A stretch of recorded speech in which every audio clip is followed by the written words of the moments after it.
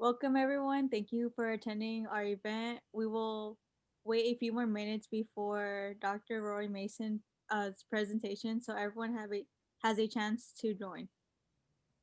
In the meantime, I would like to introduce who we are and what we do. My name is Alexis Martinez, and I am the Executive Finance Officer for Hope and STEM.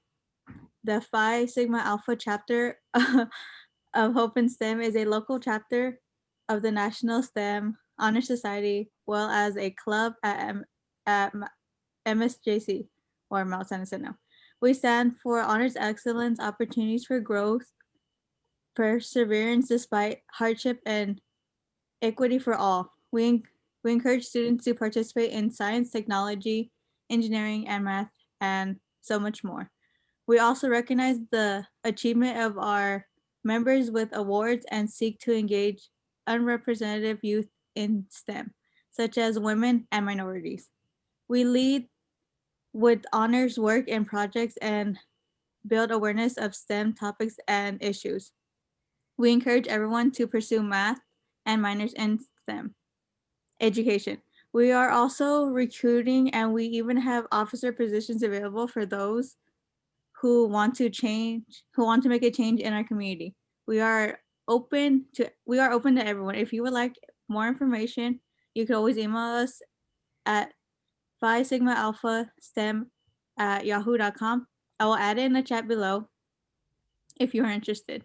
Our our next event is on November 20th at 10 p.m. and we will be co-hosting with the biology department and welcoming esteemed American screenwriter Robert Poole, and who wrote classics such as Outbreak starring Dustin Hoffman, Armageddon starring Bruce Willis, and the Big Town starring Matt Damon. He will use his experience to present on how research and writing the scripts for some of the most compelling science fiction films. We hope you can make it. Now, our President Mahawk will be introducing our guest speaker, Dr. Roy Mason. Yes, this event I just would like to clarify that the event with Robert Roy Poole is tomorrow at 10 a.m., not 10 p.m. Thank you so much, Alexis. Hi, everyone. My name is Mahak Tiwari, and I am the president of Hope and STEM. Our guest speaker tonight is Dr. Roy Mason, who is an MSJC professor from the Biological, Environmental, and GSI department with 50 years of research experience. He is also the president of the San Jacinto River Basin Resource Conservation District. In tonight's seminar, Dr. Mason will discuss his personal journey within the STEM field, particularly behavioral ecology, applying for research grant opportunities, as well as professional development and career opportunities. After Dr. Mason's presentation, we will have a STEM faculty and student discussion panel. Now let's turn it over to Dr. Mason. Dr. Mason, welcome. Well, thank you, Mahak. I appreciate that very much. I am going to be sharing my screen, so I don't know if Christina, if you need to make me a co-host or something to do that. But please feel free to do that when the time comes. Shawnee, I made you the host, so if you could add Roy as co-host, that'd be great. Okay, I did also enable multiple participants can share screen, so. That should work, Shawnee. Thank you very much. Well, to get started with this, you guys, thank you. Thank you for inviting me to do this. I really appreciate the opportunity to meet with you, especially in this strange environment that we're doing with the COVID pandemic. So what I'm going to do tonight is perhaps a little different than what you've experienced before. And I've had an opportunity to see some of the presentations. Tomorrow's is going to be a wonderful presentation. I really look forward to that. But this is going to be something perhaps a little different than those, and a little different than what you're going to have from people coming on later in the semester. As we look at who's here tonight, you'll notice that there is a significant difference in age between you as students and me, and so I wanted to do something tonight that kind of gives you as as students beginning your journey into careers in science, just a little bit of what my journey was about. And you know, you folks are just starting, you're doing your academic work.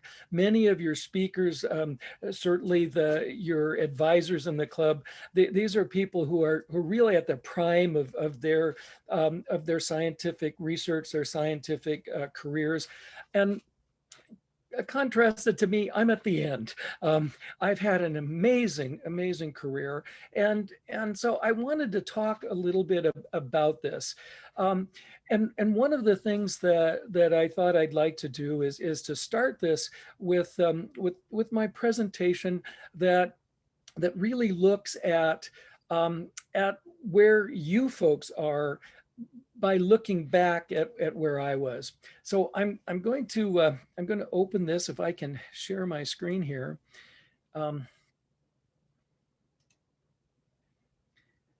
And hopefully you can see the PowerPoint. Is that maybe give me a thumbs up if people, okay, good, you can see the PowerPoint.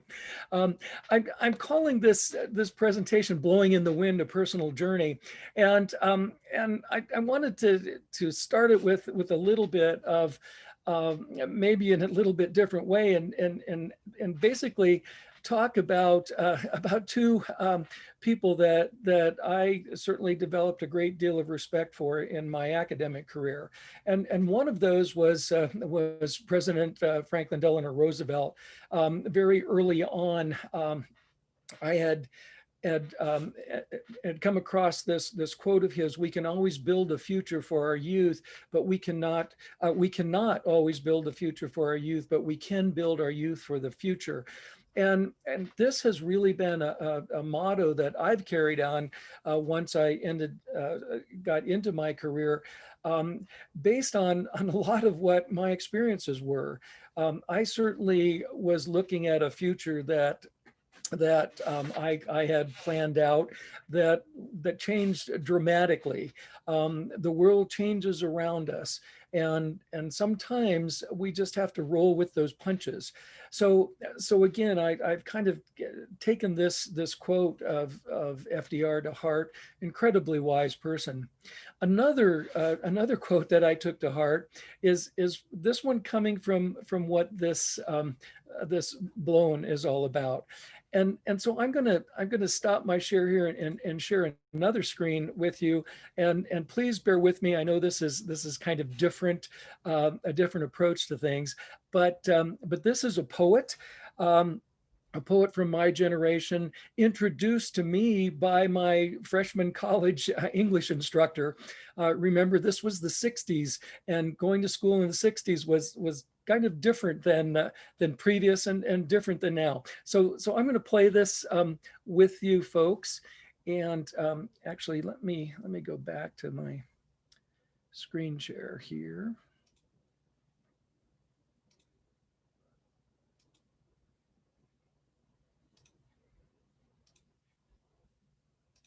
We get our wisdom from just many different places, and one of the things that I grew up with was this idea that we need to be aware of what's going around us, and that awareness comes from many different things.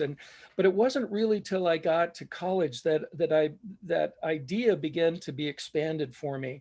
And as I said, this was a really different time in American history. My English professor introduced our class to the poetry of Bob Dylan and his music. And again, I particularly like that song, and that rendition of it. I can swear that old Volkswagen bus was mine, my '61 bus that was given to me by my genetics professor. You guys, she felt sorry for this poor starving student, and she gave me her old bus that wouldn't pass the vehicle inspection in Colorado. So anyway, I wanted to start with that because it was that time that really had such an amazing influence on who I was and what I've done throughout my career. So let's start with that, and I'm going to open my PowerPoint up now, and let's go through some of this. So again, I'm calling my presentation tonight "Blowing in the Wind: a Personal Journey," and I wanted to start this with with a little bit of again about this idea that we look at many different disciplines when we start talking about ourselves and where we're going. And I had an opportunity to be introduced to those disciplines in my freshman year in college.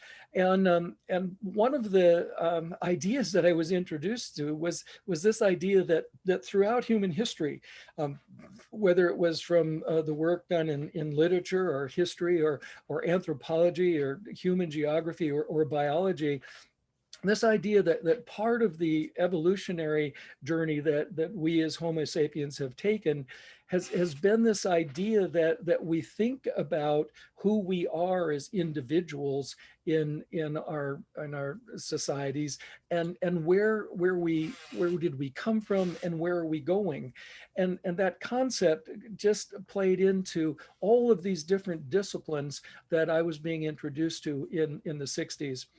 And I happened to come across being introduced to science fiction, and I love to read science fiction now. And Dan Brown is one of my favorite authors. Not particularly great with the science, but a wonderful storyteller. And his latest book was Origins, and this is not a movie. This is a mock-up of some of his fans who think that it should be made into a movie, But one of the things in his book Origins, he's got this quote: "Where do we come from and where are we going?" And to me, that has been my journey. It's been looking at this idea of who am I? What's my purpose in life? Where am I going? Now you gotta think that I grew up in a very, very, very different world. This was post World War II United States. This was before television. We got our heroes from the comic books in the Sunday comics. I listened to my hero Roy Rogers on the radio, and of course he was my hero because my name was Roy. And when kids tease other kids, but boy, I tell you, when I told them that I was named after Roy Rogers, and that had some standing in my life. So this was a very different time in history for a child. I look at my 7-year-old grandson playing video games, with kids from Germany now, and it's just amazing. But this was how I started, and just some quick background. My dad was a career soldier, an incredibly wise man. But a product of the Depression. My dad was born during the 1918 Spanish flu. He lost 2 of his older stepbrothers to the flu. Again, he never knew them because they died there. Lost aunts and uncles to the flu. So again, we look at what we're going through now and what we went through then. And although very different times, 100+ years later, still these outside forces impacting people's lives. The Depression came. My dad left school at the age of 14. His parents lost their farm. They were extremely poor at that time. My mom, again, child of the Depression. Mom had a little bit better in northern United States, but again, my family went through the Depression. World War II came along. My dad joined the service and then never left. I grew up with this idea that if you worked hard enough, you would be successful in life. And it didn't matter what you do. And I put this little quote down here, and this was a quote from my dad, and from a very, very early age. I think he started telling me this when I was 6 and first going to school. He would say, "It doesn't matter what you do, but whatever you do, do the very best you can." and that's what my grade school education was about. I would come home and I'd be asked what I did in school, and that was my life. Now, my parents were also somewhat religious, not overly religious, but in all of our travels, wherever we went, mom always made sure that there was a Sunday school that I was go to, and I actually enjoyed that, mainly because if you look at the Old Testament writings, they're full of blood and guts and raunchiness that young men really appreciated in those days. But my mom introduced me early on to this statement out of Ecclesiastes. The wise man's eyes are in his head, but the fool walketh in darkness. And I myself perceive also that one event happeth to them all. In other words, what my mom was instilling in me in a very, very early age is that, you know what, events are going to happen. And it's up to you to decide whether you will learn from those events or whether you will become foolish and ignorant of them and let them determine where you're going to be in life. So very early on in my career, from just my upbringing, this idea that knowledge was something good, that you should strive for wisdom, and that you got wisdom through hard work, that was definitely instilled in me. But again, my parents had never gone to college. Like I said, my dad didn't even finish 8th grade. My mom was raised at a time when most women maybe got to 8th grade, but there was no expectation of high school or even going on to college. So even though they valued this idea of wisdom, it wasn't something that I ever thought, well, I'm going to go off and be a college scientist for sure. So again, from this very early age, it was this idea that I had that I needed to do something, but had no idea what that something was. Now, because my dad was a career soldier, we moved a lot. He was an advisor of the National Guard. I went to 11 grade schools. Later on, one of my colleagues who was a school psychologist said, you know, you probably would have been in special ed classes. There's no way that we would have thought that a person going to 11 grade schools could possibly make anything of themselves. But I did, and I enjoyed it. And I was one of those kids who really loved school. But I had this drive that always I wanted to do something. We didn't have a lot of money. My dad was a sergeant, a non-commissioned officer in the Army, and it did not pay much at that time. But I hired to buy one of those fancy German bicycles. And again, we didn't have any money. So I got a job at 12 years old in a bowling alley setting pins. And I know some of you have no idea what that would possibly be. You know, I don't even know if people bowl much anymore. But back in those days, this is before automation. And to set those pins, a person had to do that. And these persons were called pin boys. And so at 12 years old, I was a pin boy. The bowlers would roll the balls down. They would hit the pins. You would pick up the ball, put it in a gravity-fed roller, jump in, grab the pins, put them back into the frame, and hope you got back up on the wall before the next person bowled and the bowling ball hit you in the leg. But that was okay, and I was gonna learn how to do this. I was gonna get those processes down. I was gonna follow the directions and make sure that I would get my 10 cents for every line of bowling that they did, so I could buy that bicycle. So that was, again, that was what I was growing up with, this idea that you've got to take the situation you're in and make something of it. By that time, my dad got stationed back in the United States, and we ended up in Colorado, and I decided I wanted to graduate from a bicycle into a motor scooter, because at that time, at 14, you could drive a motor scooter legally on the road. And of course, this was way before Japanese motorcycles and the things we have now. But what was there were the Europeans, and what I had in mind was this Vespa motor scooter that you see there, the Super Vespa. 150 cc's of raw power. So I got a job as a busboy in a restaurant, and as that busboy, shortly after I'd worked there about a year, I was 15 years old. The French chef, Marcel Moujon, came to me and to my parents and proposed that I become an apprentice to him.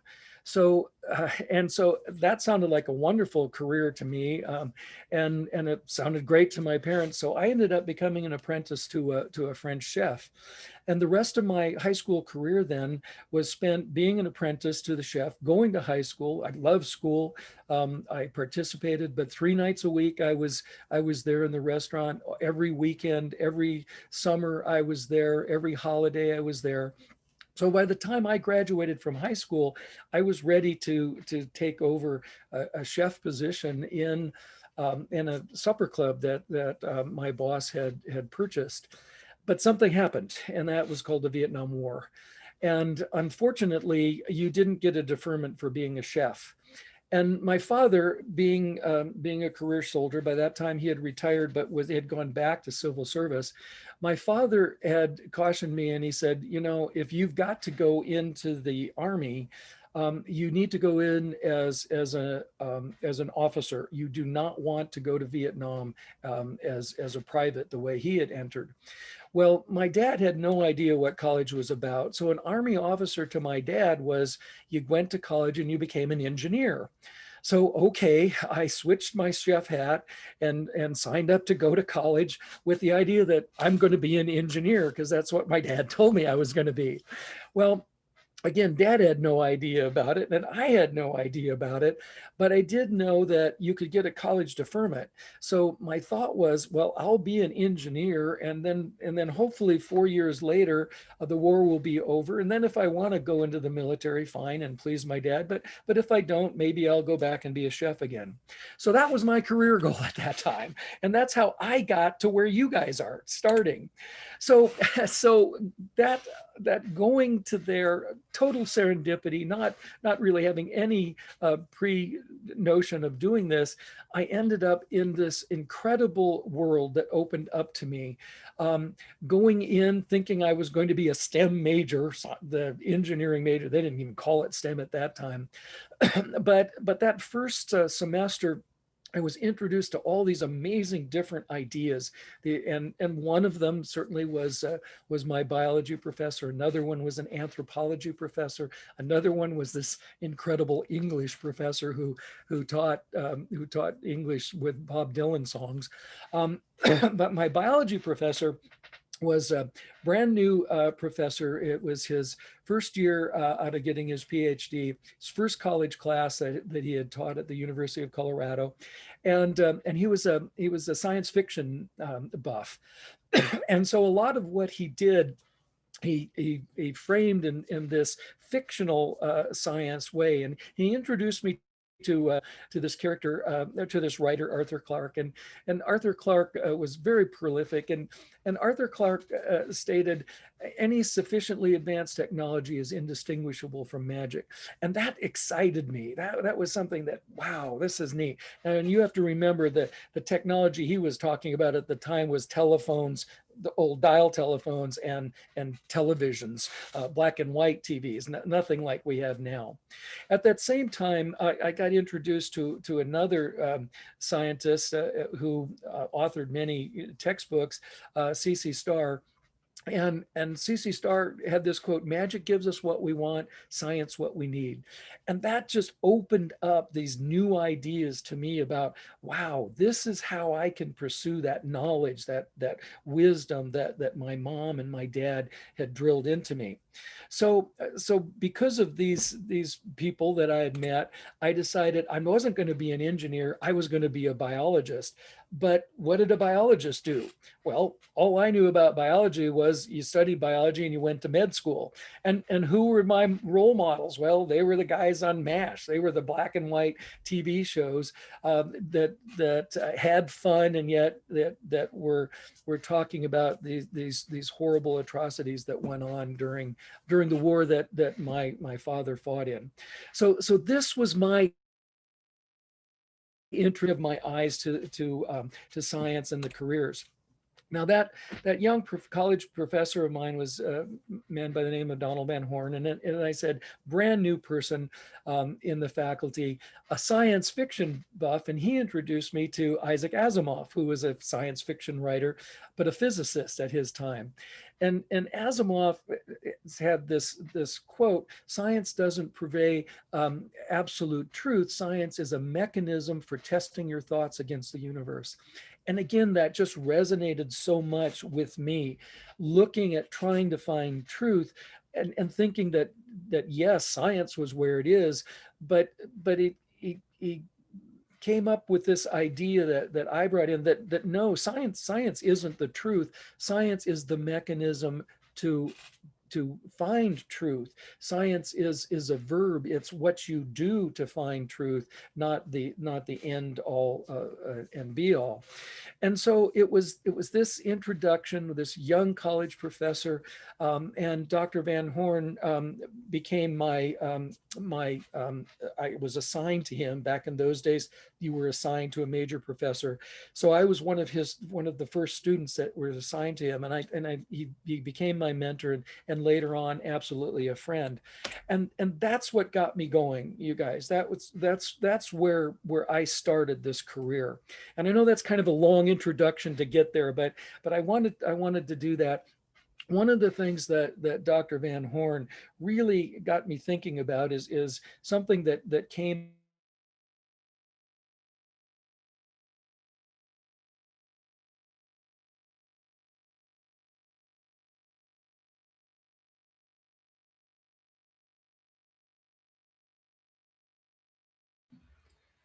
Roy, you're muted.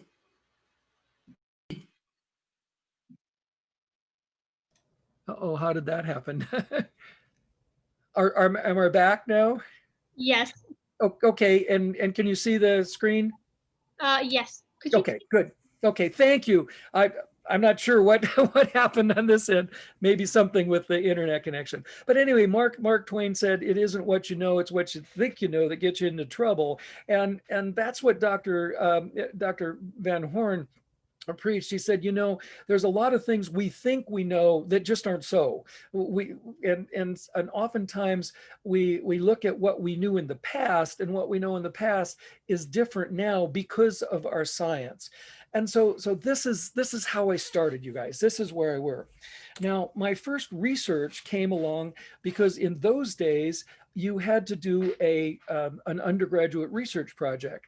And again, by serendipity, I had spent my teenage years in Colorado. My uncle, who had two girls, my cousins that kind of had adopted me as his son, he was also a soldier, but he was in the elite Norwegian ski patrol. So from a very early age, I was on skis and rock climbing. So my sophomore year, Dr. Van Horn, who was also a very avid skier, convinced me that maybe medicine wasn't exactly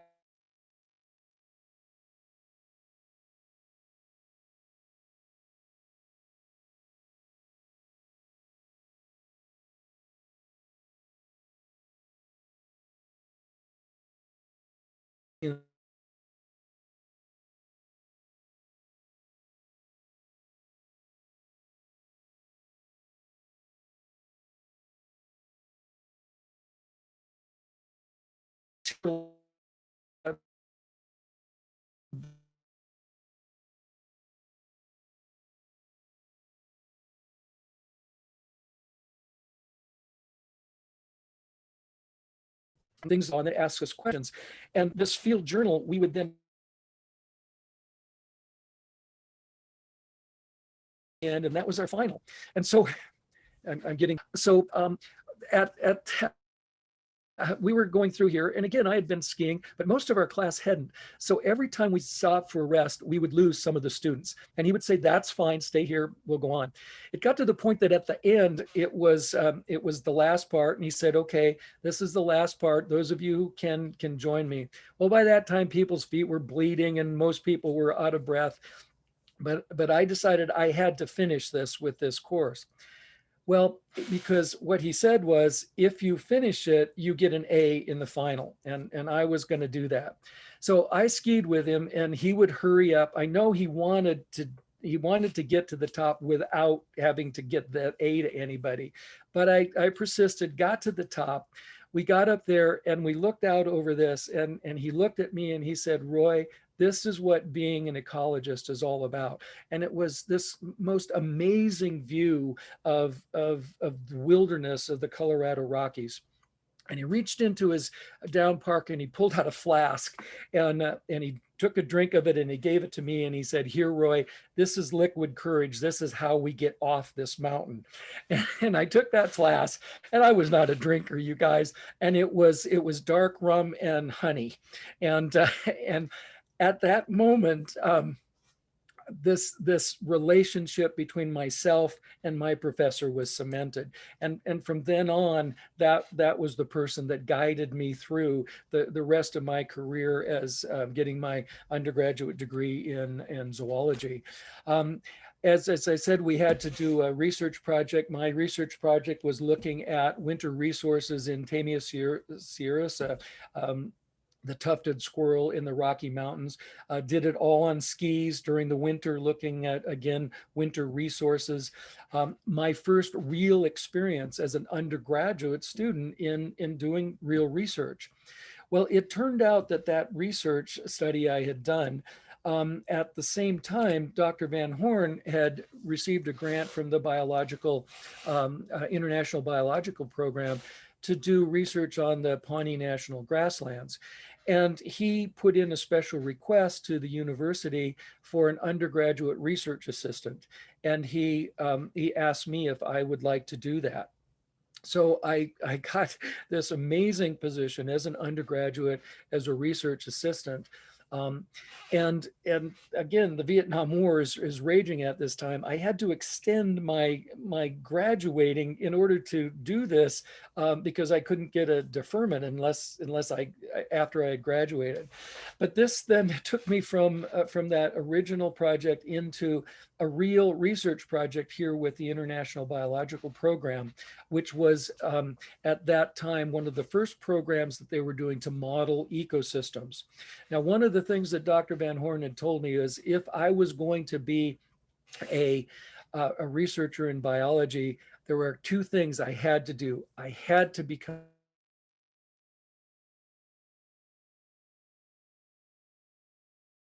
computer scientist meant machine language and Fortran. Horrible way to start, but that's how I got started with it. So I worked with Dr. Van Horn. We did a number of papers on it, looking at grasshoppers. It was his specialty, but we were with a whole team of scientists that were modeling, doing mathematical modeling of energy flows through the grassland ecosystems. And so it gave me an opportunity to see how biologists, ecologists from many, many different fields work together, looking at these various things, including, and I put this picture here of this fistulated cow. We had fistulated buffalo, you guys, and you can see this young woman putting her hand down into that cow's rumen. The buffalo that we worked at had multiple fistulas in them, and as the bottom of the barrel researcher, part of my job was to collect samples out of those fistulated buffaloes. And so we would take samples out of their neck, out of their first rumen, out of their stomach, out of their second intestine, and then we collected their feces in big rubber diapers on the back of them, and measured the caloric value through this whole thing. So it's this amazing experiences that I was able to go there. And it was those experiences that really turned me on to doing research. Now, unfortunately, the Vietnam War didn't end. I did have to graduate, and I ended up getting drafted.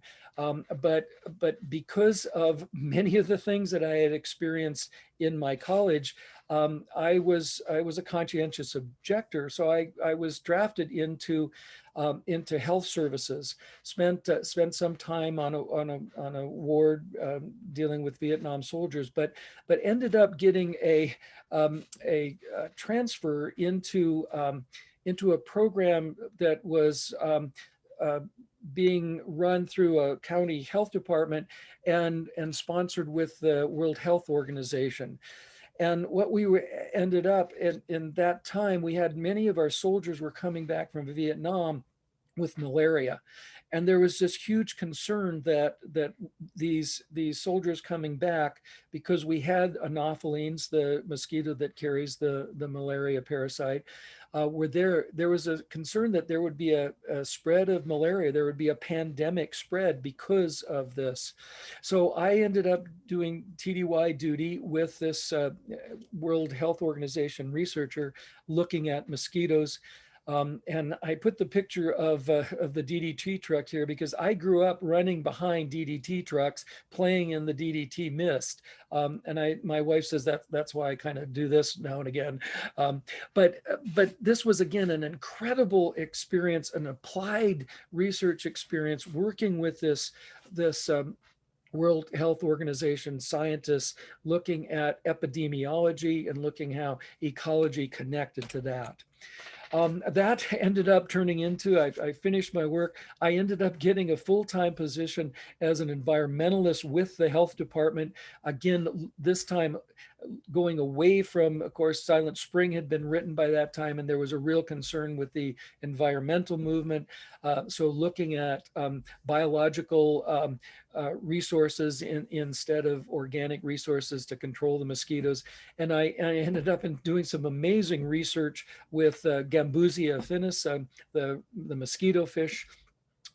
Took me up into the woods of Colorado again, raising and distributing these mosquito fish, looking at how effective their control was. At this point, riding around on Yamaha XT motorcycles into the backwoods. An amazing, fun time to do that. But that led to then being told by this World Health Organization scientist, you really need to go to graduate school. And so I ended up at Oregon State University in the Behavioral Ecology Laboratory. Again, something totally different than anything I had ever experienced. And I wanted to put these two men up here. Dr. John Weens was, again, a mentor, a person that ended up being a close friend. And now this is a picture of John taken a few years ago. John is in his early 90s now and is still active in the ecological movement. The other guy on the other side is Dr. John Rotenberry, and he was my office partner. And having those personal relationships is what kept me going through all these years of being a poor student and my dad saying, "When are you going to get a real job?" And so I want to stress this idea that these personal relationships are so horribly important to you. But this carried us into all kinds of research all over the Great Basin Desert. Out in the field, this was shots of cannonading sandhill cranes, looking at introducing whooping crane eggs into their nests and working on reestablishing whooping crane populations. My specialty was avian, but I was working with mammalogists, with herpetologists, with invertebrate specialists. And sometimes we ended up having a little fun with it. I won't leave this up long enough to see which one is me in the hot springs there in the Nevada desert.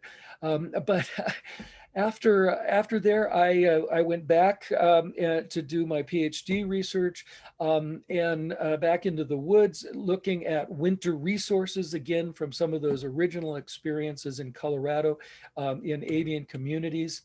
And that ended me up in a very unique experience. I had developed a way to look at continuous behavior in an ecosystem kind of matrix.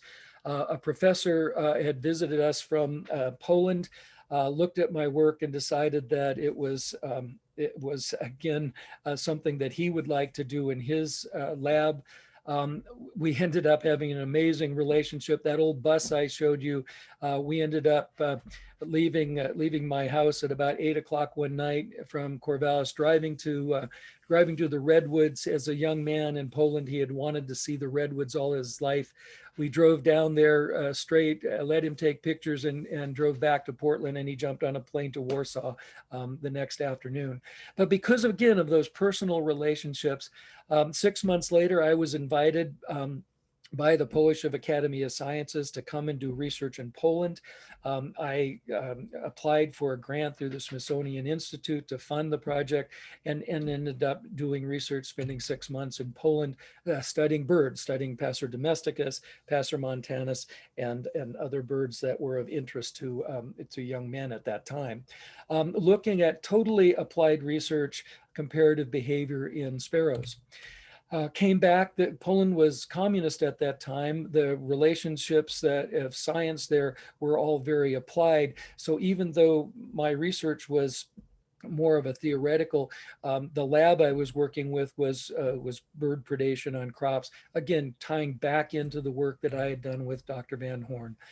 I ended up back in Oregon, ended up finishing my degree, getting an assistant, or getting an instructor position, and then began doing, again, applied research, looking at alternatives to controlled burning in the grass field industry in the Willamette Valley. And all of this time, again, just serendipity. And it turned out that some behavioral psychologists somehow found my thesis work, which at that time I'm sure was buried in the third basement of the library because there's no internet or anything. And they were interested in how I was looking at behavior in the birds. And they were working on environmental triggers for epileptic behavior in children. And they said, they invited me as a consultant into their research. And so I trained their researchers in how to use the methods I had developed. And eventually this was done in a study to help parents of epileptic children manage the environments that their children had. And this opened, again, a totally different realm for me, that maybe the research I had done on animals could be used to research on people. I ended up getting a grant from the Oregon State Department of Education looking at environmental variables that contributed to life success in GED recipients, tying back into my dad completing his degree, high school degree in GED from 40 years earlier. So this was sort of my research.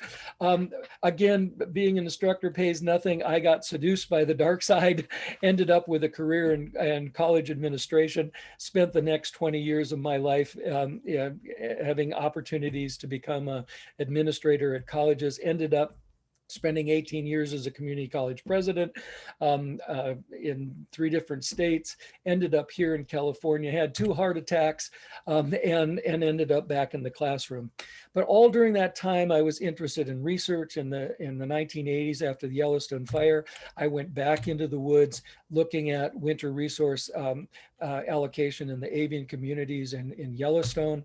Again, having fun doing my research, being out there, always having a partner to keep warm in that winter research, very important. But it kept, and it kept my research alive even through those years. I always taught. And part of those opportunities, though, led me into this research in humans. So I ended up doing research with some sister colleges in Kobe, Japan. Again, in the early 90s, was invited back to Poland to do research in their agricultural economic communities after they were out of Poland. Did alternative energy fuel research, and it wasn't with Porsche, but I had to put the Porsche Museum because it was out of Stuttgart in Germany.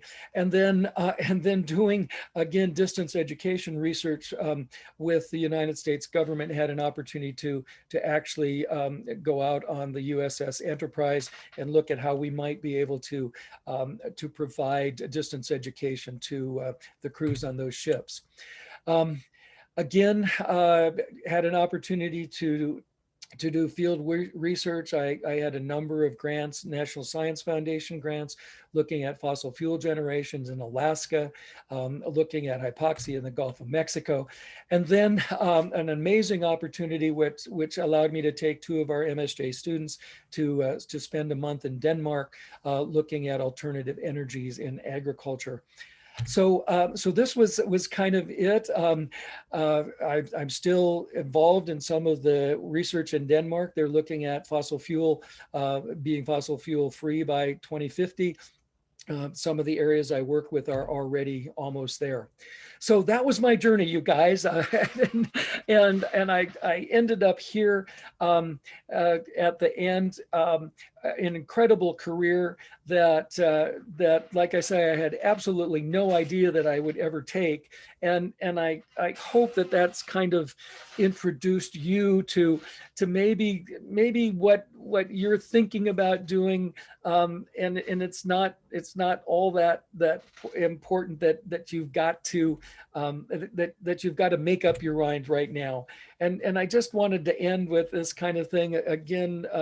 My background came out of those religious teachings too. Whereas you know not what shall be tomorrow, for what is your life? It's even a vapor that appears for a little time, and then vanishes away. And I hope that for all of you, that your careers will end up like mine, still out in the wind, still out in the field, still enjoying that what nature gives us, that scientific inquiry, being able to be out and answering those questions about why are we here, what's our purpose, who am I, and what my future will be. So thank you all. Thank you for putting up with that rather lengthy personal journey. Thank you so much, Dr. Roy Mason. Thank you for your outstanding and informative presentation. And I was late for a few minutes, but I was totally attracted because I really enjoyed your presentation. So before we move on to our panel, anyone have any questions or just comments? Can just unmute yourself and just type them in the chat. We really need some feedback.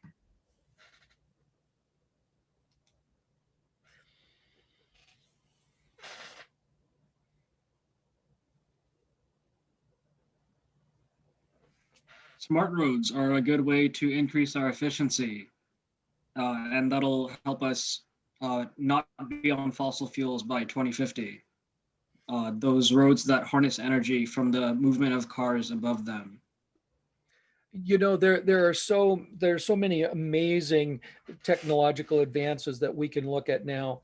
You know, I had an opportunity to be in the first Earth Day. You know, that first April 22nd, 1970. I was there. I was wearing the ZPG, zero population buttons. I was a vegetarian at the time, madly in love with a hippie girl. You know, I was there, and we were talking about these ideas that we had to get away from fossil fuel. And yet at that time, we really didn't have the technology. And it's so amazing to me to be now in an environment where I can really look at that and say, you know what, my grandson may be in an environment that does not rely on fossil fuels, that the food that we're eating can be grown free of the pollutants of fossil fuels that we have now. And so it's amazing to me to see how my mindset has changed so dramatically over this 50 plus years career in the sciences. And it's your generation. It's you guys that are going to take us to that world. It's the people coming up now that are going to be making these these changes in our structure, in our social structures, in our economic structures, in our political structures that are really going to make the world a far better place. You know, when we were wearing those ZPG buttons, zero population growth, we were looking at projections that far outstretch what we look at now. I mean, we were talking about world populations of 30 billion by the end of this century, and we've taken steps to really modify that, and there's hope that we may have a world that's worth living in my grandson's generation and in your generations.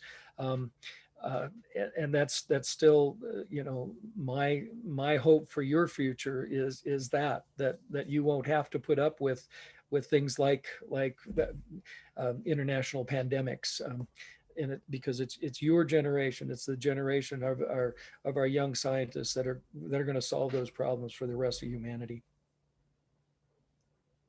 What would you do to solve overpopulation? Well, I think one of the biggest things is you look at, you think about when my grandfather was born, there were roughly 1 billion people in the world. When my mom was born, there were 2 billion. When I graduated from high school, there were 3 billion. And we were looking at this incredible increase in population growth. And it was really sort of my generation that said, hey, wait a minute, this is not going to be there. And so we've looked at that. We can look at how that population growth has really been modified, and some of that modification was really detrimental. What went on in China with the state control of how many babies you can have, and that caused horrible problems 20 years later when we had generations of young Chinese men that had no Chinese women of their same age because the women children had been killed in infancy. There were all these things, but we know now because of technologies, because of social changes, that we can control those populations, and that runaway growth in human populations could be curbed, and that we could take steps to keep those dire consequences from happening. You guys probably don't realize, but there was mass starvation at various times in my lifetime, and we've solved those. We solved those with technological problems. We in the United States didn't understand those, but we've done that, and that's been at some expenses. Part of that was our use of fossil fuels in our agricultural that we really have to go away from. Part of that was because the massive chemicals that we ended up using for pest controls. We've figured out that those aren't good for our environment. So again, it's these new generations of scientists that are going to help solve those problems for the future, so that we do have effective and productive lifestyles to keep our species going. And I see John's here, and I have to give a shout out to the artists, to the humanities peoples, because again, that has played such an amazing role in my life, and it was introduced to me by scientists. It was introduced to me by people that I would have never thought had artistic value. Dr. Van Horn, in his later career, had many showings. He was an incredible, talented watercolor artist, and was an artist in his own right later on in years. And I think I've told John the stories about those extra semesters I had to take to stay out of the draft. I did 15 semester units of pottery. Had an amazing ceramics instructor that just really took my chemistry background, the ability for me to mix glazes and fine clays, and my engineering background, and said, look, I'm going to make your art part of your career. And I mean, I still love to grab a piece of clay and put my Birkenstocks on and kick a wheel and make a pot. You know, it's something that I hope in my retirement I'll be able to do more of.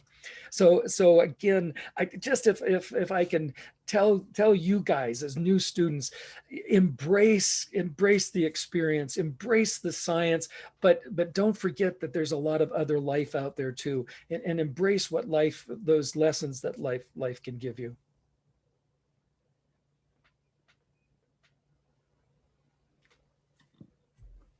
Dr. Mason, I had a question. Sure. So like, okay, I'm a biochemistry major, and I just wanted to know, did you get any offers from NASA? Because NSTEM in our enrichment, we're trying to incorporate a lot of NASA, and that's actually our plan for next semester is a NASA guest speaker. You know, I really appreciate that question, but you have to remember that I was a college student before NASA put a man on the moon. I was a college student when President Kennedy said, "We've got to beat the Russians."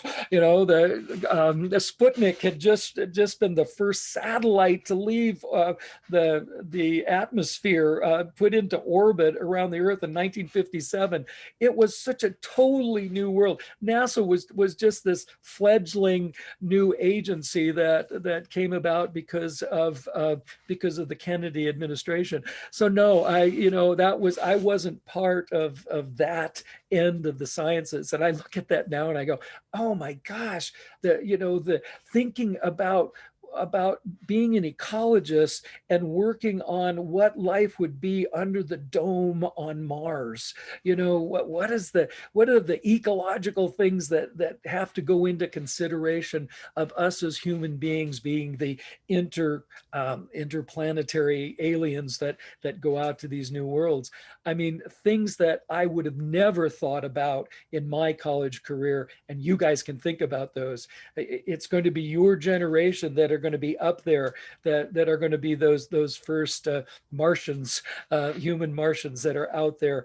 And you're going to have to take all this knowledge, the knowledge of the biochemistry, the knowledge of engineering, the knowledge of ecosystems and how we get along with other organisms, including the bacteria that are on our bodies.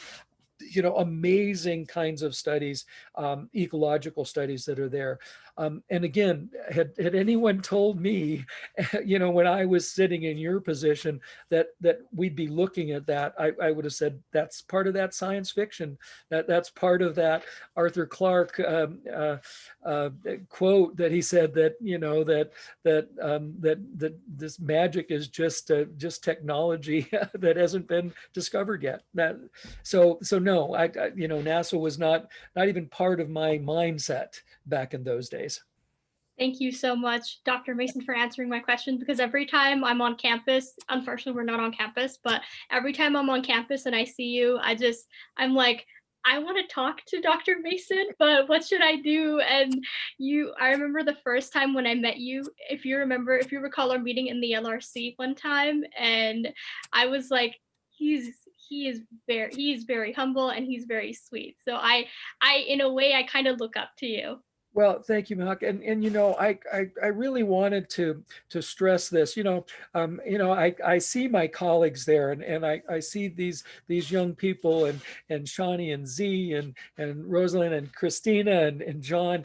I want to encourage you to really get those personal relationships in these people. These are the people that are going to be the Dr. Van Horns and the Dr. Weenses that I had, that really, you know, I look back now and say, those were the people that influence who I am and who I am now.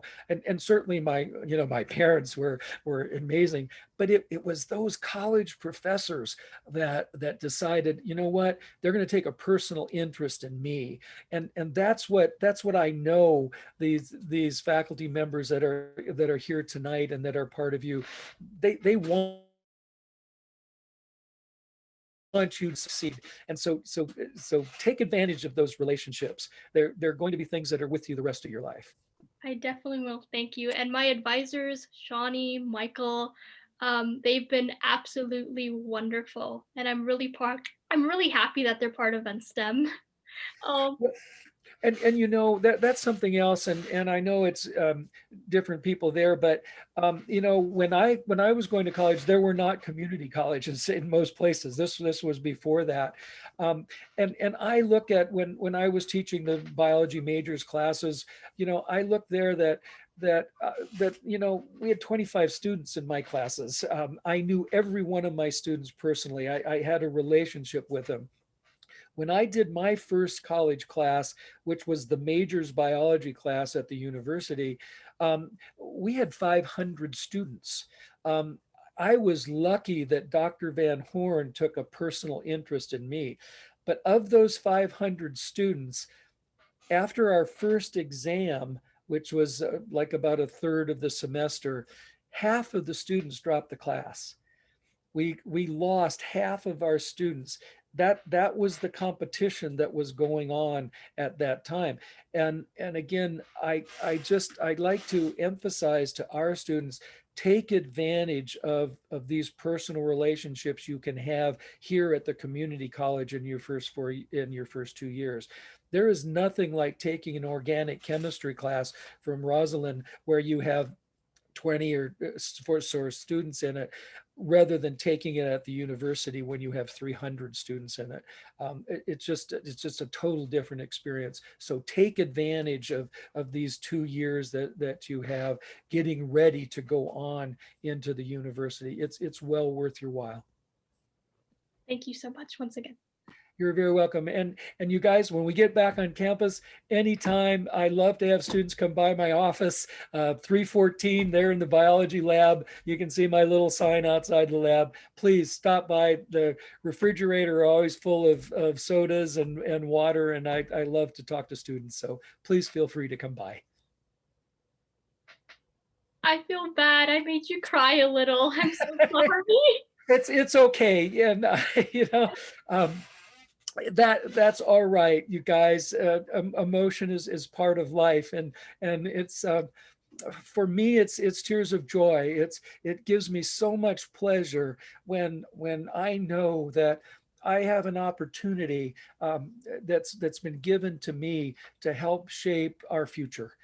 That is just so important. And I also know that the colleagues I work with have those same things in mind. Each and every one of them they're dedicated to you guys. And you know, sometimes, and guys, I have to remember, I see Rosaleen is there. Boy, I tell you, I struggled with organic chemistry. You know, I dropped it 2 times before Dr. Van Horn finally said, you ain't graduating unless you finish that class. And so sometimes I know you're going to think, oh, this is hard and I need to do something else, but it's worthwhile. Stick with it, you guys. It's an amazing career that you're going to end up with. So, Well, you're an inspiration to me, so I have a lot of respect for you. well, thank you very much. Hey, have a wonderful weekend. Stay safe.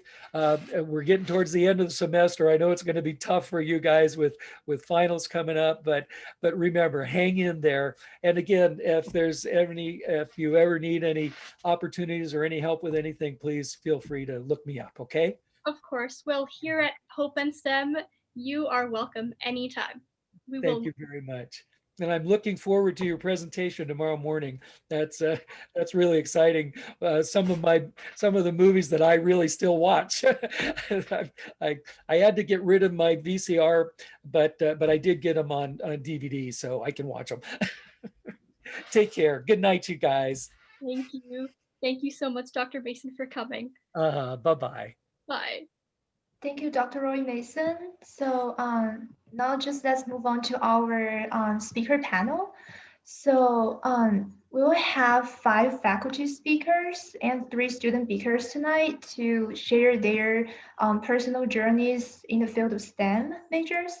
So we have 5 faculty speakers. I'm sorry if I pronounce your name wrong. So we have Dr. Zeynep Akyol-Ataman, who's teaching biology in Jacinto Campus. We also have Craddock, who's teaching anatomy and physiology in Menifee. We also have Josh Hartman, who's teaching chemistry at Menifee campus. We have Rosaleen Gibbons, who's teaching chemistry in Jacinto Campus. And I think we also have Kyle Castro, who's teaching math at Menifee campus, but I didn't see him here. So maybe he will jump in later. We also have 3 student speakers, Hawk, Haley, and me.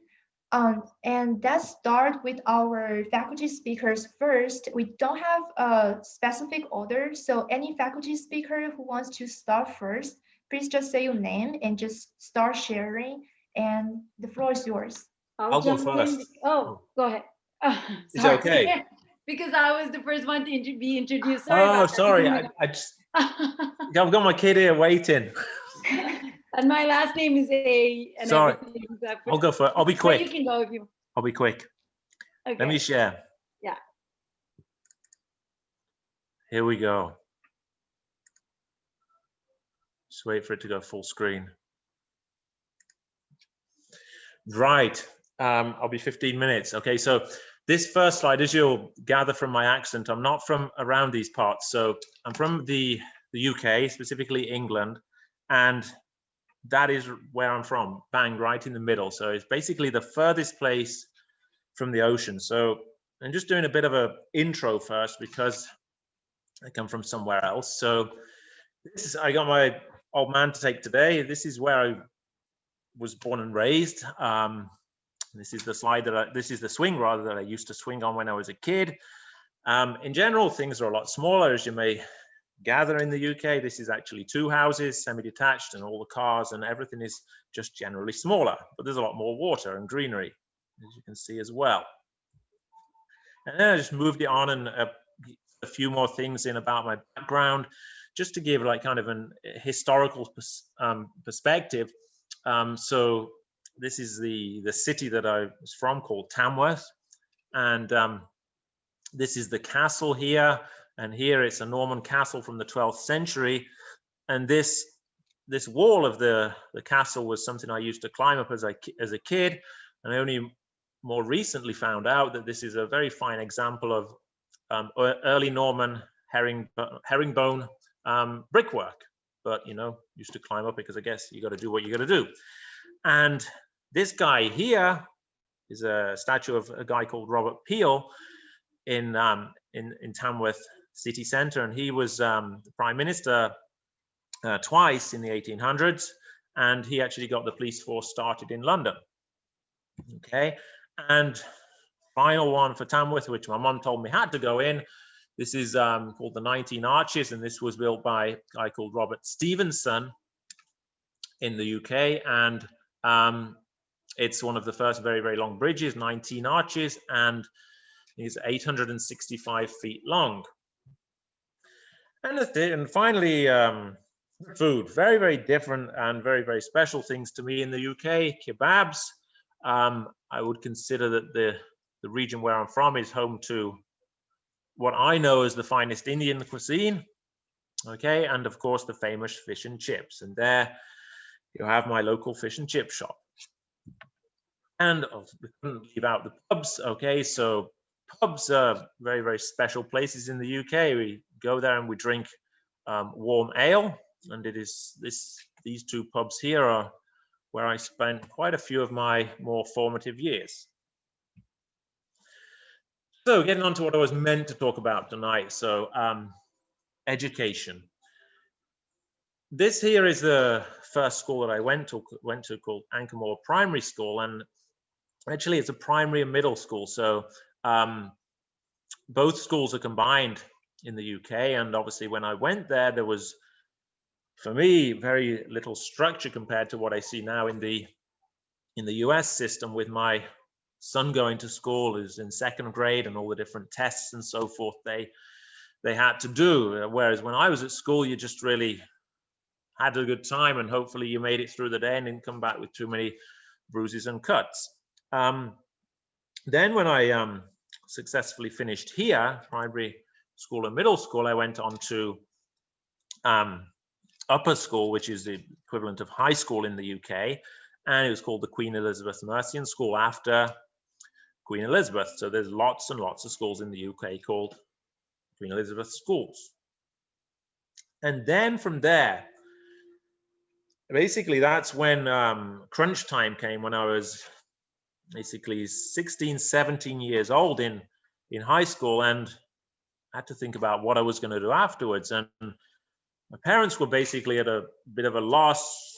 They kind of suggested things like law, do a bit more history or something like that. My dad didn't really encourage me to be an engineer because he was an engineer and there wasn't that many jobs in engineering in the UK at the time. So basically I didn't know what to do. So I took upper level mathematics, upper level chemistry and biology, just to give me like a fair spread of the sciences that would open up different degree paths.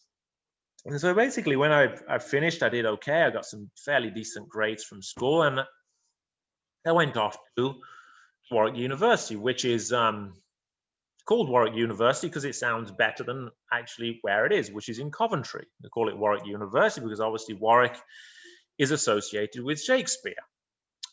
So this is a picture of the student teaching lab that I pulled from the internet. And so when I went to Warwick University, I selected to go into biochemistry. I did a bachelor's in biochemistry. Again, largely because I wasn't sure what I wanted to do. I just biology and chemistry. I really didn't, study the degree program much at all. I thought, okay, it's going to open up a few windows in 3 years when I graduate. And so I completed the degree program at Warwick University in the, what is the standard 3 years in the UK. And then, oh, sorry, I meant to mention, yeah, Warwick. Forgot about this slide. Important slide. Yes, Warwick is of course associated with Shakespeare because Warwick is very close to Stratford upon Avon, which was Shakespeare's birthplace. And so I've just where you have a picture of Shakespeare. This is actually Shakespeare's birthplace in Stratford upon Avon, and here is the statue of Shakespeare as well. So yeah, when basically I was out of university, out of the halls of residence, I needed to find an income, a job. I didn't really want to leave the area, and so it was kind of like, I need to find something to do, basically, before I get a more permanent job. And so I ended up doing this, it was a job, but it was a very, very mundane job. I was analyzing potentially contaminated soil and water supplies. And I did this much to the dismay of my parents for maybe, I think it was 1.5, 2 years before I managed to get another job, which was a much more exciting job. I went to work, actually kind of dropped on lucky and got this position with Novartis, which is one of the more major pharmaceutical companies, certainly very well known in Europe and the UK. And so I got this position at Novartis, which was actually looking at pain pathways. Okay, and the model that they actually used to model pain pathways was, unfortunately for the rats, it was rats. So the rats were exposed to different types of pain, and then samples were taken.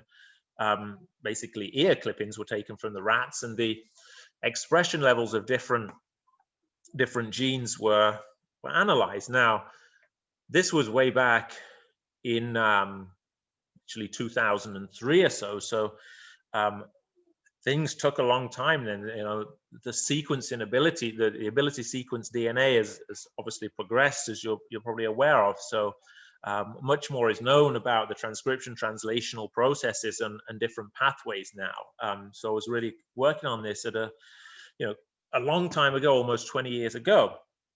But what became very apparent to me when I was at Novartis was there was all these people who had better positions than me, who paid more than me, and they all had PhDs.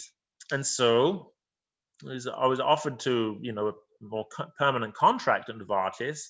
But then I was also deliberating with the idea of going back to university, which is what I did. I went back. I wasn't very adventurous, to be honest. I went back to Warwick University I found a PhD supervisor who wanted to take me on because I had some industrial experience. So he thought I'd be a decent worker in the lab, would come to work on time, so on and so forth. So I got this position in Warwick University to do a PhD, and there was different branches to the PhD, but essentially I was working with plants. I was working with tobacco plants, which you can see me holding there, and Arabidopsis, which are small plants, actually mustard plants. And I was looking at, amongst other things, how plants could be used to express different antibodies. And it was seen as a major advancement if we could get plants to express antibodies that could be then extracted to do different things for disease prevention. And one project that I was working on was actually the design of antibodies and the expression in plants to target tooth decay. So there's a mechanism to prevent tooth decay. Now this picture here is is meant to be for comedy. This is obviously extreme PP protective wear, because I was actually only working with a simple innocent tobacco plant. Looks all rather serious, but there were more fun times to be had. I found this, someone had posted on my Facebook page many moons ago, and me being towed down the lab on some little wheels that are meant to carry liquid nitrogen canisters. So we had some fun as well as doing some work. When I finished PhD, again, the story was the same, really. What do I do? And so I was very keen at this point to pursue a postdoc. And so I was looking around for postdocs, and I didn't find initially a postdoc that offered a long-term contract, which is normally 2-3 years or so. And so I actually ended up at the University of Cambridge, and I thought, this is great. I get to go there. I can put University of Cambridge on my CV, which is very prestigious. And the way that I managed to get in was selling the story of the antibody work. So I went from working with antibodies in plants to working with antibodies in basically mammalian species, which essentially humans. Okay, so I was working in the hematology lab at the hospital in the University of Cambridge. And the goal of the project was to design antibodies that would facilitate the breakdown of thrombus in the basically clots in the bloodstream. Okay, and this preventative measure to basically alleviate potential thrombosis was, of course, it was and is very important. The thing that we had to bear in mind when we were, aiming to thin the blood by the targeting of antibody to clots was that we didn't want to basically lead to the other extreme, which is obviously the thinning in blood, and then which could lead to someone bleeding extensively if they had a trauma. So it's something like along the lines of being, hemophilia. Okay, so that was the project that I worked on for a bit, and it was relatively successful. I got my name on a paper or so in a journal, and then after that, I wanted to continue in science because at this point I was clearly going down the scientific career path, but didn't yet have the publications to apply for more permanent research position in a university. So I ended up at this one of the bigger research institutes in the UK, which was a place called Wellesbourne. So it's something akin to like a USDA research center in the US, and it was a great place to work. I managed to get a house on campus. I lived right there, and I just had to walk from there to there every day. It was great, and so I did 3 years there. I worked on plant membranes, and it was a very, very good project. And during this time I was here, I got to go to a plant conference in Madison. And so I went to Madison and I thought, it's a decent place, America. Why? My wife and I decided, yeah, let's start to look for postdoc opportunities in the US. And we were looking for probably about 3 months or so, because we were both coming to the US, and I should say we're both scientists. And so we needed 2 postdoc positions, because it's not possible to live on one postdoc salary. And so we did actually find one. We rocked up to the US, and this is a picture of me on the first couple of days or so before any furniture arrived. And we were at this place, UCR, and this provided great opportunities for the both of us. We were working in a lab at the time that was focusing on pollen, the growth of pollen tubes. Now, this has nothing to do, the studies have nothing to do with allergic reactions to pollen or anything like that. Pollen was studied and continues to be studied in the group at UCR because it grows, has this polar growth to it, which is very, very reminiscent of how fungal hyphae from yeast grow, and also how neurons grow as well. So the mechanisms of growth and the signaling cues that could be obtained from studying pollen could be transferred to other systems. So I did my research there, and part of that research involved getting a position and getting some funding from China. So very soon after we started at UCR, I looked at opportunities and got some funding from China, and this involved actually going to China and working for, I think it was like just over a month or so, I think, no, 2 months actually, 8 weeks. And so this is me pictured in the lab in China, and this is, I can't remember where it was, but this is in the streets of China. Then the big break point was really, I did my research at UCR, and I was going from year to year on contracts. There was nothing permanent, and we had a child, and it just wasn't stable enough to be in a position of that nature. So what happened was, I managed to get recruited thanks to Michael Plotkin at MSJC teaching biology. I started by doing the biology hybrid class, and I was pretty fortunate because relatively soon after I started, I managed to start teaching anatomy and physiology evening class over the summer. And then a permanent position came up at MSJC, at the MVC college, and I applied for that and got that position. So it was really quite fortunate how things basically panned out. And I should mention that I've always enjoyed teaching, and in all of the positions of research, I've always been able to devote some of my time to teaching undergraduates. And so that's my story of how I made it to MSJC, basically. And now I'm full-time faculty at MSJC, and I teach 2 101 classes and 2 102 classes per semester. And yes, that brings me to the end of my talk. So I'm going to stop the share. Thank you very much for the opportunity.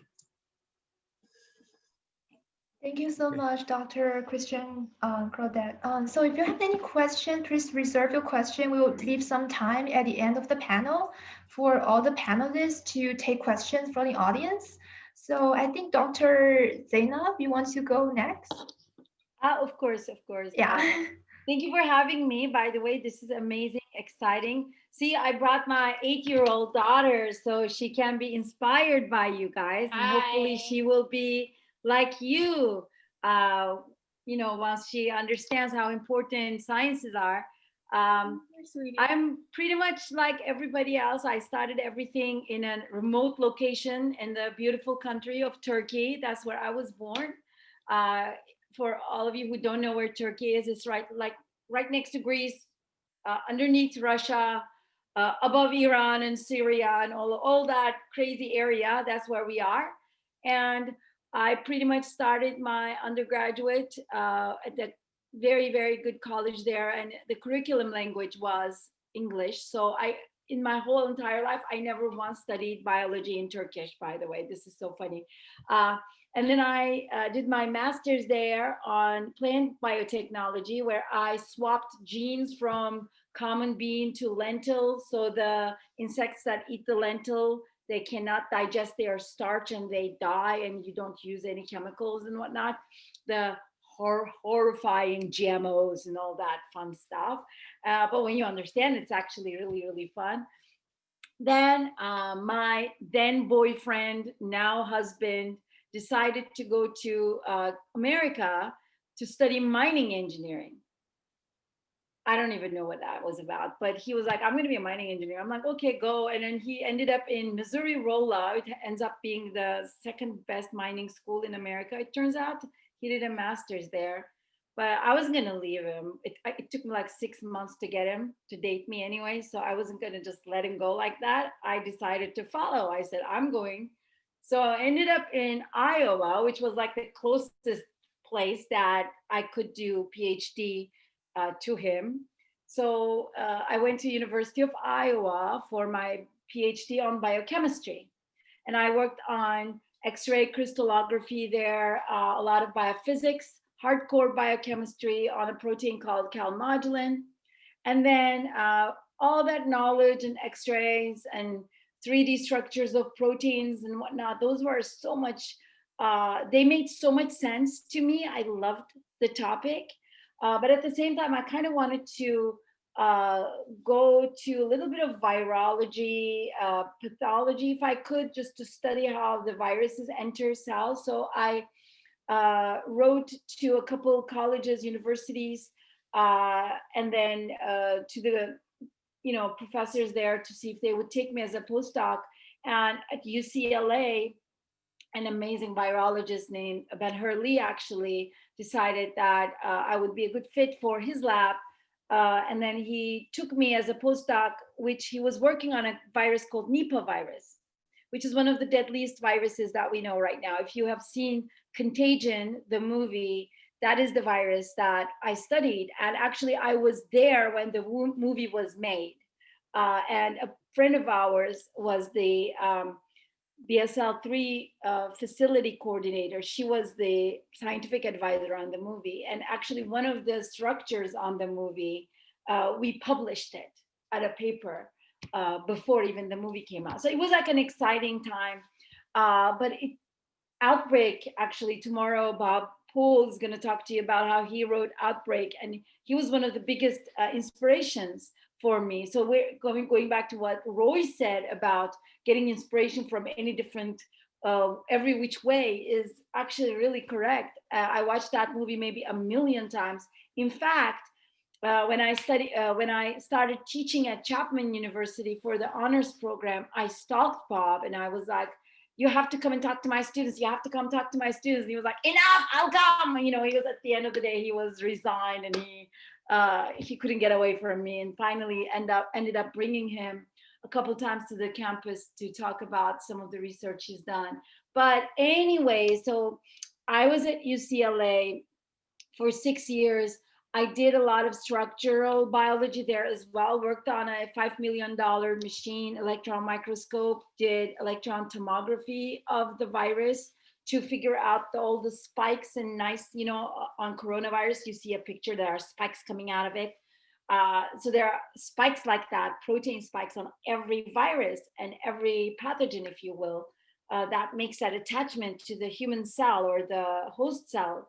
So I was trying to understand how those spikes for Nipah virus would work. Because once you understand one, you have like a little baseline of the understanding, and then you can build up on it. For coronavirus, even they know all the other coronaviruses beforehand so that they can build up on the knowledge, right? But then I was very much geared towards doing research. That was my thing. I was going to do research and nothing else. Like put me to Genentech and give me millions of dollars and I'll just find stuff. But then one day they asked me to, in Pomona College, they asked me to do a talk about my postdoc research. I went there, and that was the first year I had my baby, and I was at a break. Basically, I was doing a maternal leave, but I couldn't sit still. Obviously, I had to go and do research, go talk about my research and whatnot. And when I did, and the head of the biology department actually asked me to go teach there part-time. He was like, look, he said, you connected well with the students. I'm like, what do I know about teaching? I have no idea. And he was like, look, you connected with students. I'm sure you'll do great. You want to try at least part-time? I said, I'm pumping 8 hours a day, because that 8-year-old, anyway, that's a different story. But I figured, okay, I'll try it. What's the harm? I'm not doing anything right now. Just my IQ is dropping day by day with a baby. So I started teaching. And then once I started teaching there, I figured, I'd rather, this is what I want.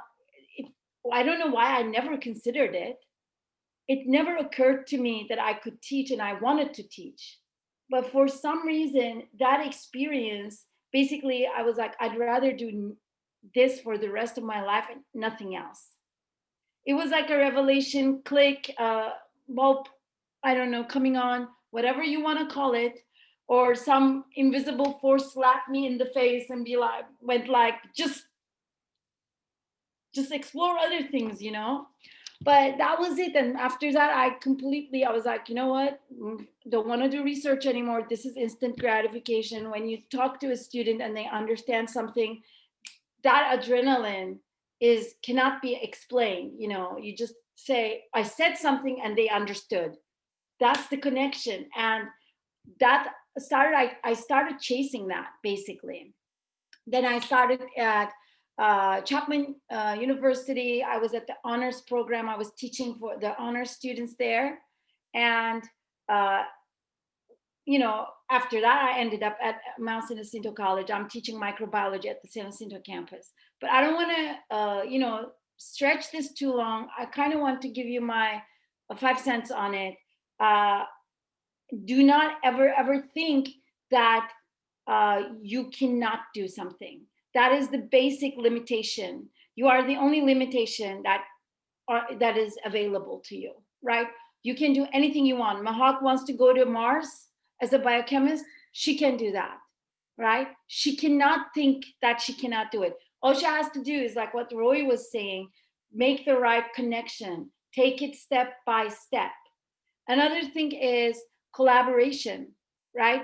Another thing that I found always important was collaboration. Collaborate with people that you don't even think are on the same field, right? For example, Bob Poole, who's coming tomorrow, he's a screenwriter, but he collaborated with biologists. So he was able to come up with this masterpiece, right? So that is extremely important. Somebody will give you some idea that you've never thought of, and you guys together can make that happen, and it will be an amazing result. Surround yourselves with people that know more than you do. None of us know anything. First of all, that's the first rule of thumb. If somebody asks you, do you know anything? You're like, you know nothing, Jon Snow, because you guys don't know anything. I don't know anything. Rosaleen doesn't know anything. Christina doesn't know anything. We always want to improve on our knowledge, right? When you're in a group of people, always be humble. Don't take anything personally. Make sure you keep your relationships always positive. That smile on the face will get you more places than anything else you'll do, okay? And always be humble. Think that I don't know. I'm going to learn, right?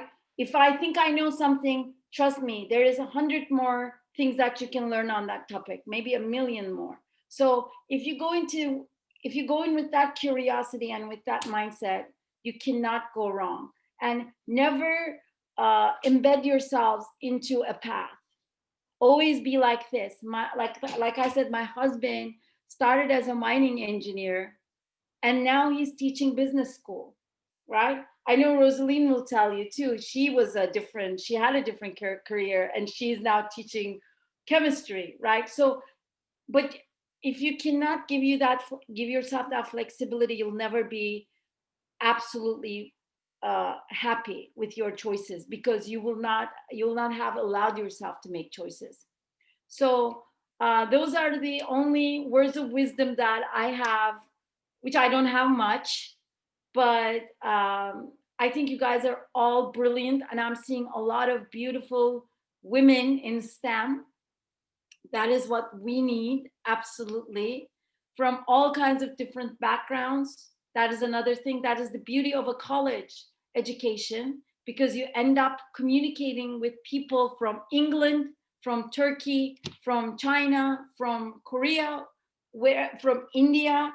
So you end up with all this culture around you, blanketing you, you know, and also don't be afraid of anything. You can do things. Don't be afraid. If there's always a way. Do not panic. Keep calm. Keep pushing. The only end of the world is if you are dead. As long as you're alive, there's always something to do. You can improve your situation. I see students panicking. I don't know what to. No. It's gonna get worse. Calm down. Do not complain. Nobody likes a complainer, right? There's so much competition around you. You will always be ahead of the complainer. Trust me, right? People are always in the same situation. You are taking tests. You're not the only person who's taking tests. There are hundreds of other people who are taking tests. The person who's not moaning and not complaining, but focusing on their work is going to go ahead. And the person who's stuck at all the negative things are not going to go ahead, right? Always be positive. Always be better. Always improve yourselves. Other than that, I think that's all the wisdom I have. Like, I can't get any more out to you. But you can, what Roy said is correct. You can always email us, any of your professors, because when you're out there getting the Nobel Prize, I want my name on that speech, dude. So you better communicate with us, right? And we'll help you. That's what our purpose is. I want to make sure that I made a difference. So when Mahak goes to Mars, I want to make sure that she remembers that I had a positive impact on her life, right? So that's why you guys are very important, because you're our legacies. So that's you, and you are somebody's child. I have a kid. I want to make sure that I treat you. I give you all the information I have. I share my experiences with you, just like I want some other people to share their experiences with my own child, right? So always know that. Come to us, ask us questions. If you're going to complain, don't complain to them. Come complain, unload on us, so we can, but you can't complain if you're taking my class. That's another story. Other than that, that's it. Thank you very much. Thank you so much. Sure. And yeah, if you have any questions for Zeynep, for Christian, just feel free to type in the chat, in case if we don't have enough time at the end. So now we have other two faculty speakers. Who wants to start first? I'll speak up if that's okay. Okay. I won't take a lot of time. So I did have a career before I was a returning student. I had an interior design business, and I didn't want to spend any more of my life around a lot of people whose biggest worry was what color their couch was going to be, or what their drapes were going to look like. And I did this for 20 years and I had enough of it. So I decided to go back to school, and I got a degree in behavioral science. I didn't know what I wanted to do, so it's kind of that meandering that everyone else is talking about.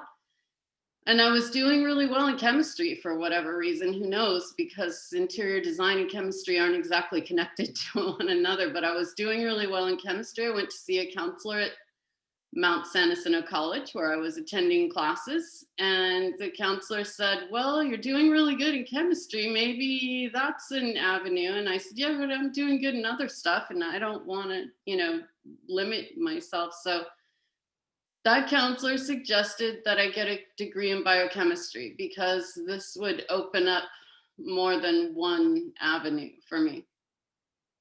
So that's what I did. I transferred over to UCR. I stayed in the area because my parents were sick. My father had Alzheimer's and I needed to stay close to help my mom and dad. So I transferred to UCR. There wasn't any other option for me because I needed to stay close to my parents. My father was in the military he was stationed at March Air Force Base. So my parents were local here. I got a degree in biochemistry, and then the graduate advisor over there kept pounding on me to go take GREs and apply for graduate school. And to tell you the truth, after my bachelor's degree in biochem, I was burnt out. About the last thing I wanted to do was take another class. I was so burnt out. And so she called me every other day for 2 weeks. And then she called and scheduled my test for me. And then she came to my house and picked me up and took me to take my test to get into graduate school, my GREs. And so I took the test and went into graduate school kind of kicking and screaming. When I got done well, I wasn't quite done. I was almost ready to finish with my PhD. The department chair of biochemistry, Justin Roberts at the time, who was British, asked me if I would be willing to start lecturing at the campus. He was lecturing a biochemistry course and he wanted me to lecture a portion of it. So I said, sure. I was like, this is like Zeynep's story. I didn't, you know, I wasn't a 5-year-old who said, oh, I want to be a teacher someday. I didn't really, you know, have any idea that I would like to teach, but I started teaching with him and something lit up. And I wanted to be around the students all the time and helping students all the time. So I started teaching for UCR. They asked me to teach a couple of lab courses. So I was teaching an upper division biochemistry lab course. I wasn't TAing, I was a lecturer there. And then Cal State Fullerton, because I got an award at UCR for my research. So Cal State Fullerton saw that I got this award. And as they're saying, these connections make a difference because the award that I got led to Cal State Fullerton offering me a job. So the guy who offered me a job at Cal State Fullerton, he came over. It was his professor who had passed away and the award was in his name. So Professor Wedding, and he was from UCR also. So I went to work over at Cal State Fullerton and then UCR said, we'll pay you double if you come back. So I said bye to Cal State Fullerton. I went back to UCR to start teaching over there again. So one of the things, you know, what eventually happened is I came back to Mount San Jacinto because that's where I started and it was a great campus. And oddly enough, Roy Mason was the president of the campus when I graduated from Mount San Jacinto. And so he's the one who gave me my diploma. So it's a very small world, right? So I came back to teach at Mount San Jacinto campus because that's where I got my start from, or my restart, I guess you could say, because I was a returning student.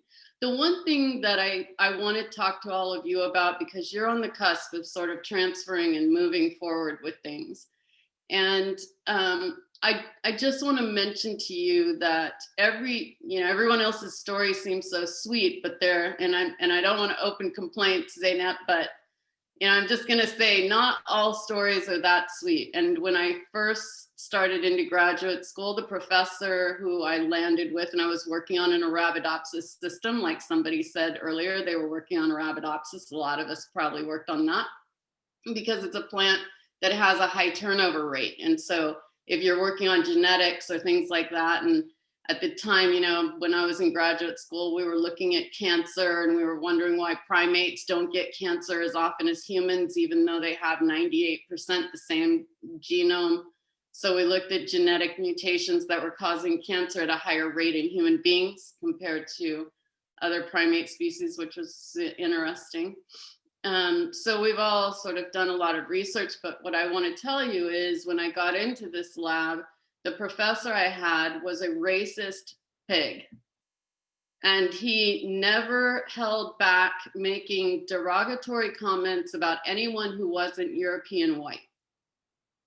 So day after day, we would listen to this guy cuss his head off and make all these derogatory comments. We were trying to do our work. He was ridiculing some of the students. I think, you know, he didn't really ridicule me because I guess he knew that I wouldn't put up with that because I was an older student. I wasn't really young. But, you know, I was a hard worker. And so he did try to take advantage of that. And I told him when I came in one day, and I would come in at 6 or 7 in the morning, and I would work until very late at night. But one day when I came in, I said, you know, look, I have to leave at 4 o'clock today. And I had 18 units of classes also. So I wasn't just working in the lab. I had 18 units. I was working in his lab. I had kids. I had, you know, a mortgage. I had stuff going on. And so I said, I'm TAing for this lab course, and I have all these lab reports that I need to grade, and the professor's leaving for New York State tomorrow morning. She wants these on her desk tonight. So I have to leave at 4 o'clock so I can finish them. So at 10 o'clock that night, he was setting up another experiment for me to start. So he came over and said, I set this up, here's another parental strain, blah, blah, blah. And I just dropped my head to my lab bench. And he said, is there a problem, Ms. Gibbons? And I said, yeah, there's pretty much a problem. I told you I have to leave at 4 o'clock. Now it's 10 o'clock at night. If I stay up the whole night, I might get those lab reports done for Professor Lawrenson before 7 in the morning when her flight leaves. I don't know. So he started cussing the F word. How dare you act like that? You're disrespectful, blah, blah. And so I grabbed all my stuff, shoved it into my backpack, and walked out of the lab with him cussing and screaming at me all the way to the elevator. Next day, he met me cussing and screaming again in another lab that I was TAing in. So fortunately, you know, I was lucky enough that the following day there was a fire drill at 7 a.m. in the morning outside of Boyce Hall, and the graduate advisor and I were stuck there outside of the building, and he said, hey, Rosaleen, how are things going in your new lab? And I said, you know, can we talk about that? And so I explained to him what was going on. He pulled me out of the lab, put a public announcement through the internet. Rosaleen Gibbons is available if any of you want her as a graduate student in your lab. She's going to do rotations. And I was feeling, you know, like, oh my God, my career is over right now. My academic graduate career is over after this battle that I had with this professor. I'm never going to get past this. But much to my surprise, about 15 other professors responded to that little flyer that went out on the internet within 5 minutes saying, yes, I want her. Yes, I want her. Yes, I want her. Can you set up a schedule an appointment so that I could talk to her? So sometimes, you know, you get into a bad situation and you think, you know, this is really bad and I'm not going to be able to get past this and it's going to destroy my career, my academic career, whatever the case is. I mean, I was really feeling like this professor was going to destroy my academic career because they can do it. But then something else, if you've been really working hard and doing your job and other people have seen how hard you work, and then doors open for you right away. And so it's all of those, again, I know all of us have been saying this to you, and I'm going to end right here because you've been listening to people talk all night and it gets boring after a while, but, you know, make sure you work hard. You know, don't dazzle yourself all over the place, but do make sure that you work hard and the right people see that you're working hard and that you care about what's ahead for you. And that's when the doors will open. Make sure that you cherish all of those connections. And even, you know, like when I had a bad connection with that professor, I didn't cuss back. I didn't start yelling. I just packed my stuff in my backpack and I walked out of there. And so I followed a process of talking to the graduate advisor. I just got lucky because there was a fire drill, like I said, and so it expedited my ability to talk to him. But keep all those connections, try to make sure things are positive, even if you feel like Zeynep was saying you're, so stressed out that you just want to scream at the top of your lungs or cry. Go ahead and cry the tears and then go get a pint of Haagen-Dazs, your favorite Haagen-Dazs, eat that, get yourself back on track and try to stay positive all the time. Work hard and those doors are going to open for you. And that's all the advice I have. Thank you so much. And last but not least, we have Dr. Josh Hartman. We only have, I think, 7 minutes now because, good? Okay, go ahead. The floor is yours. No problem at all. Thank you, guys. So I have a couple little slides here. I mean, there's only like 5 just to kind of give you a little bit of background while I'm talking. So let me get those up and going here. So I'll be short and sweet here. Basically, I mean, there's not much more to add. I mean, I've heard some really excellent advice. I hope all you guys can, take what you've heard tonight to heart. And, I'll add a few little notes here, kind of following my wandering path through science, which is certainly a continuing path. And, I want to highlight here, essentially kind of like, Rosaleen did, basically, science is this, beautiful thing that, it captures the imagination, right? It captures so much passion, so much creativity. You can really lose yourself in this. You can devote your life to it. And you can get so much out of it, right? And, like Rosaleen was saying, there's so many things out there. We hear so many of these amazing stories, but we don't always hear that other side of the day-to-day struggles, the challenges you face, right? And so, I really appreciate, Rosaleen bringing up the, one in particular. I'm gonna, start off with a few little examples that, where I hit some roadblocks and kind of how I handled those. But then I'll end on a high note, so don't worry. So to kind of kick things off, when I say wandering path, this is very much a wandering path. I mean, I literally changed my major 5 times as an undergraduate. I started off studying human nutrition. I actually I picked that major because I kid you not, the only book that I read cover to cover in high school was Arnold Schwarzenegger's Encyclopedia of Modern Bodybuilding.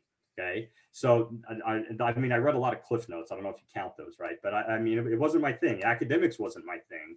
And I realized when I started college that I had a little bit of a knack for science. I was always kind of interested. I mean, I was always very interested in how things worked, but not in an academic sense. I was always building stuff, tinkering with stuff and that sort of thing. But academics was not my thing. And, so I said, well, okay, maybe I can try and mix like the one thing that I've actually read a book on and science. So I picked human nutrition. So I was doing that for a year.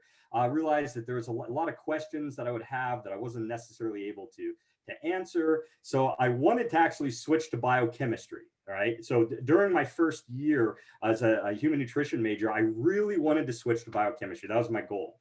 Now, I sat down with an advisor. The advisor said, well, in order to do this, you're going to have to take all these math courses. And I mean, this was this long list of math courses. And remember, academics wasn't my thing in high school.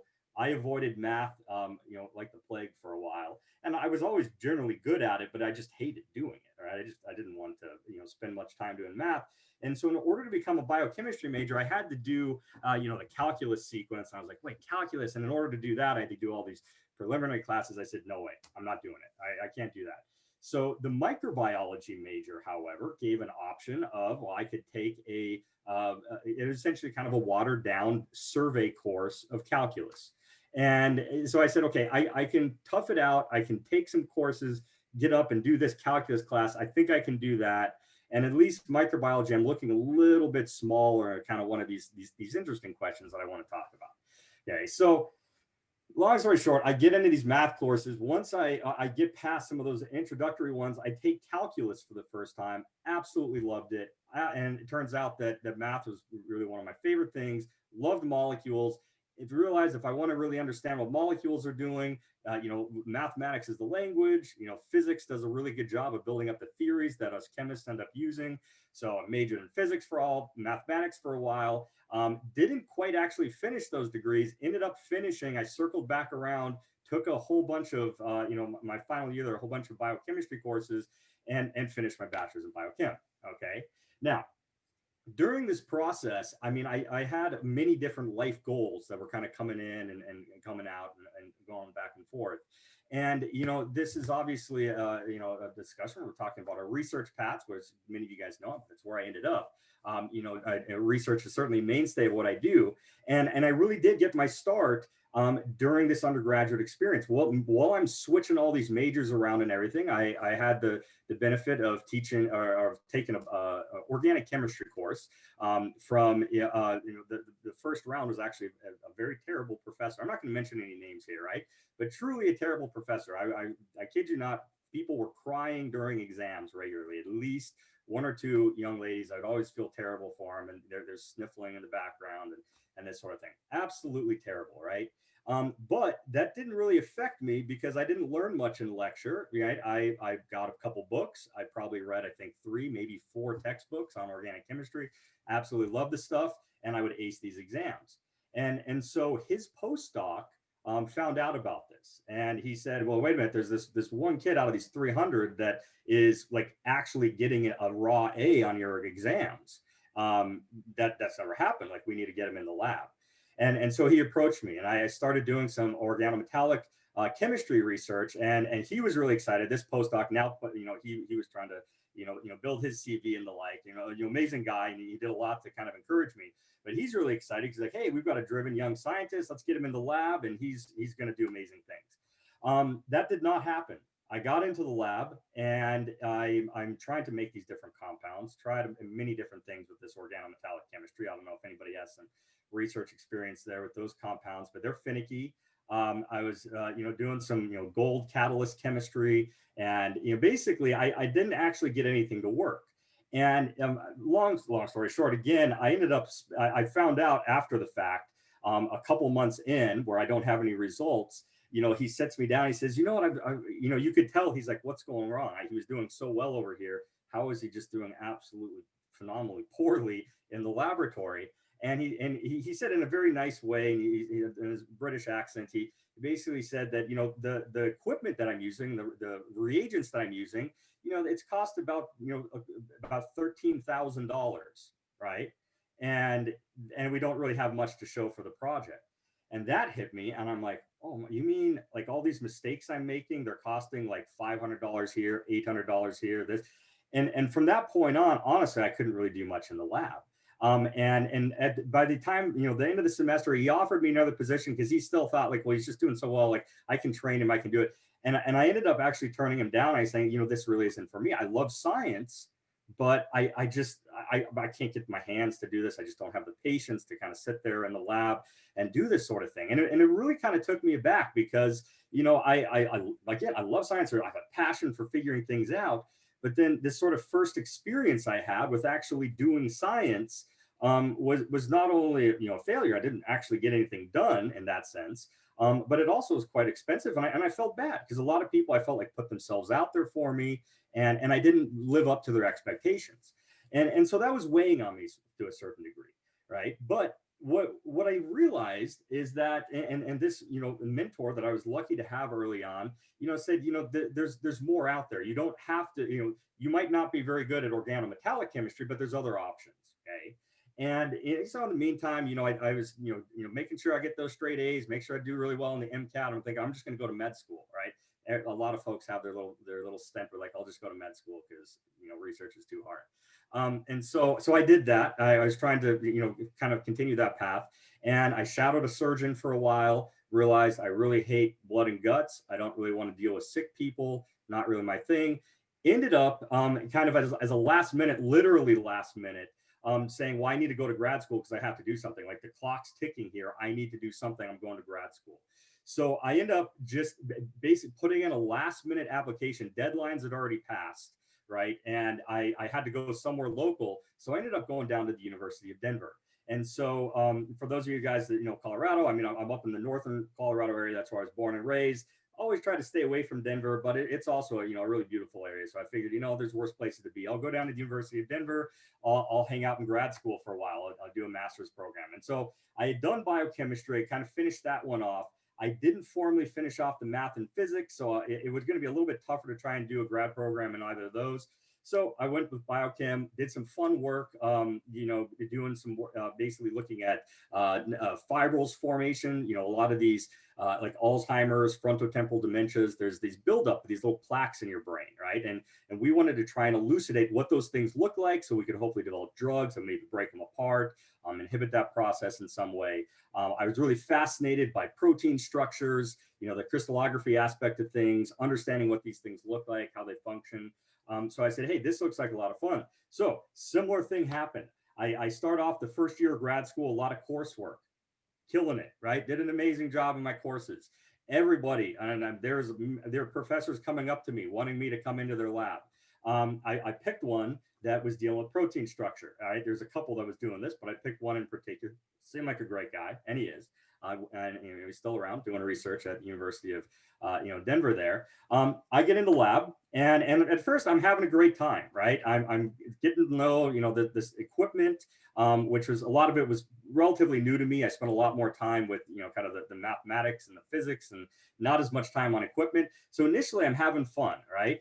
But then I start getting to the point where I have my own projects, and having your own project, you're having to basically build this thing up as a beginning grad student, kind of from the beginning. You're having to grow cell. If you want to study a protein, you have to grow up E. coli, get those E. coli cells illustrated right over here to express that protein for you. You got to isolate that protein from a whole bunch of stuff.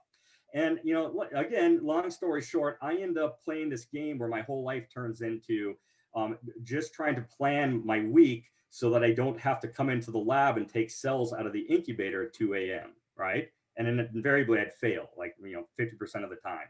And so I isolate these proteins, and then again my experiments just weren't working. Before you know it, this is what I'm looking like. You're frazzled scientist that's again getting a little disillusioned, right?